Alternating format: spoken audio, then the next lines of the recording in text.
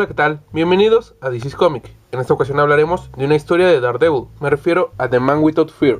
Primero hablaré brevemente de esta edición. Es publicado en México por Editorial Televisa y salió de forma sorpresiva. No estaba anunciado en el calendario, hace unos pocos días comentaron que lo iban a sacar y cuando lo encontré descubro que es un hardcover, formato deluxe. Aquí se nos recopilan los 5 números de la historia más material extra, el cual es el guión de Miller, pin-ups y bocetos de John Romita Jr., portadas no publicadas, páginas descartadas, un suplemento en el que Romita Jr. nos cuenta lo que atravesó para poder hacer esta obra y algunas portadas. La calidad de esta edición es la misma de siempre en este formato, solo encontré una cosa curiosa: el guión se siente de un papel distinto. Entrando en materia, The Man Without Fear es una historia de origen, ciertamente es el comienzo definitivo del personaje, y para comprender mejor su valor nos tenemos que ir al pasado del personaje y de sus autores. Daredevil es un personaje que nace en 1964 de las mentes de Stan Lee y Bill Everett. Apareció con la novedad de ser el primer superhéroe ciego, pero en términos generales simplemente era una copia de Spider-Man. Pasaron los años, autores como Jerry Conway, Mark Wolfman, Jim Shooter, entre otros, trabajaron en el personaje, dando historias buenas, malas, regulares. Para finales de los 70, la calidad no era la mejor y el título comenzaba a languidecer. Se llegó al punto de que la serie se publicó de forma bimestral, situación que ponía en peligro a la colección, podía ser cancelada en cualquier momento.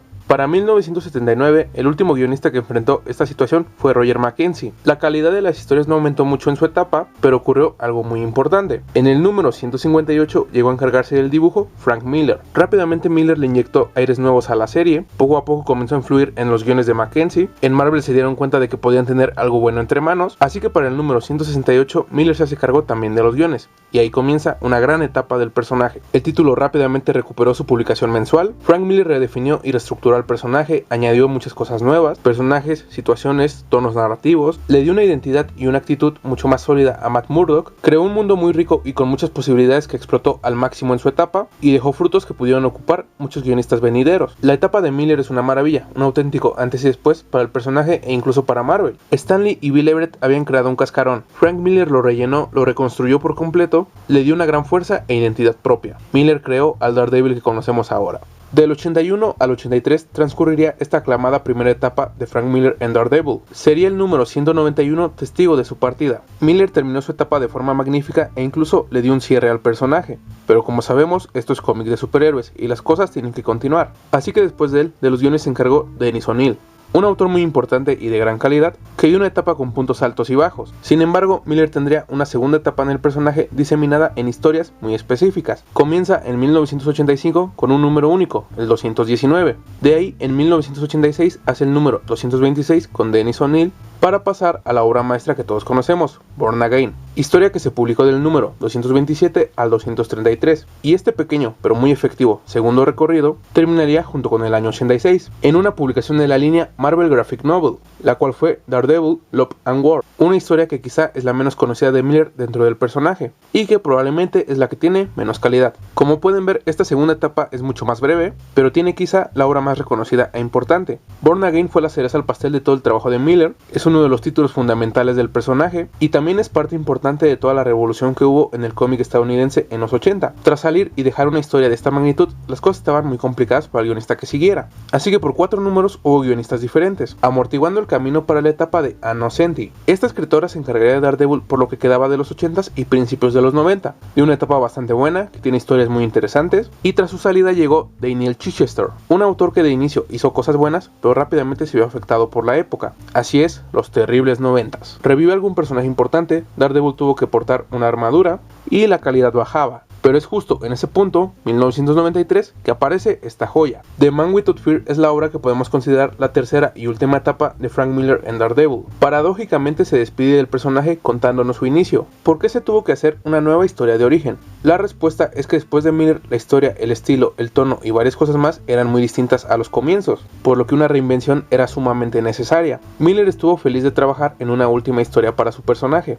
Él ya tenía una versión primitiva del guión que tenemos aquí, ya que esta historia pudo haber sido una película. Ese proyecto no germinó, así que Miller comenzó a trabajar más en el guión, reclutó a John Romita Jr. para la causa, y el editor de la colección, Ralph Macchio, trajo al entintador Al Williamson y a la colorista Christy Scheele. John Romita Jr. ya tenía bastante experiencia con el personaje, ya que él había estado acompañando a Innocenti en su etapa, para ser más exacto, entre los años 88 y 90. Comenzó con el número 250 y terminó con el 282. El entintador y la colorista también ya tenían experiencia con Daredevil, así que este equipo creativo nos mostró los primeros días del Hombre Sin Miedo. La historia nos cuenta paso a paso la niñez y el crecimiento de Matt Murdock, nos presenta a su padre con una profundidad anteriormente no vista, conocemos la razón por la cual se enfoca en sus estudios, por supuesto vemos el fatídico accidente que lo cambió todo. Ya con Murdock ciego, Miller comenzó a introducir muchos de los elementos que ya había usado en sus dos etapas anteriores, reforzando sus historias, personajes y dándoles más bases. Por ejemplo, conocemos a Stick y el entrenamiento que le dará a Matt. Lo acompañamos durante todo el viaje,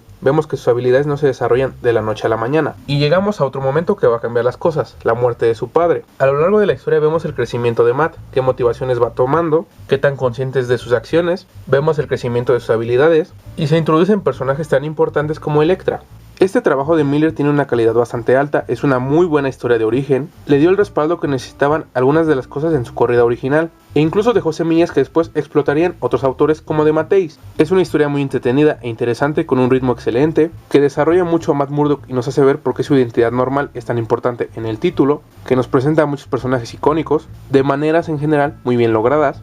Stick es un gran maestro y deja mucho misterio, la presentación de Kingpin es brutal y lo asienta aún más como el enemigo de Daredevil, vemos un poco de Foggy e incluso de la mamá de Matt, y también tenemos una gran y muy atractiva presentación de Elektra, aunque aquí es donde encuentro uno de los detalles más negativos de la obra. Elektra es presentada de una forma muy distinta y en cierto modo choca con lo que hizo Miller en su corrida. Su actitud y algunas acciones hacen que en cierto modo se contradiga con lo que escribió anteriormente. Este defecto hasta cierto punto se puede ignorar, pero creo que en su momento fue una señal de alarma. Miller poco a poco se estaba radicalizando y ya sabemos lo que pasó después. Otro defecto es que con el tiempo, otros guionistas e historias, hay cosas que no concuerdan y chocan. Sin embargo, esto en sí es un vicio del género de superhéroes. Como historia de origen de Daredevil es excelente. Miller en casi todos los apartados cumple y hace un trabajo muy redondo. Es una obra en la que quizá desaparece uno de sus ingredientes más habituales, que es la política y las críticas a ella, pero persiste la crítica social, a la naturaleza humana, el desarrollo e importancia de la mentalidad e ideología de los personajes, el narrador que es puramente Miller, él nos está dando el discurso,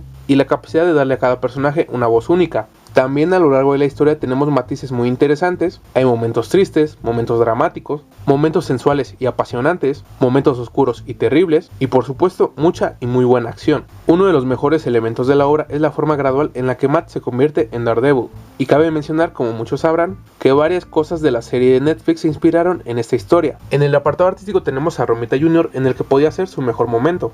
Nos presenta un arte bastante bueno que le queda muy bien a la historia, es muy dinámico y la narrativa prácticamente es impecable, los diseños de sus personajes son buenos y tiene características que ha preservado hasta hoy en día, cosa que quizá a algunos no les guste, pero creo que en esos momentos se manejaba bien con esas formas y anatomías. Tiene viñetas increíbles y que proyectan muchas cosas, y por supuesto no podría haber dado un trabajo de esta calidad sin el apoyo de las tintas y los colores. Williamson y Scheele hacen un trabajo muy bueno. Me gustaría destacar especialmente a la colorista, ya que con respecto a trabajos anteriores tiene una evolución y nos entrega tonos de muy buena calidad. Esta es una historia muy recomendable para muchos tipos de lectores, tanto si eres seguidor del personaje o no lo conoces nada, tanto si te gusta el género de superhéroes o no, así que denle una oportunidad.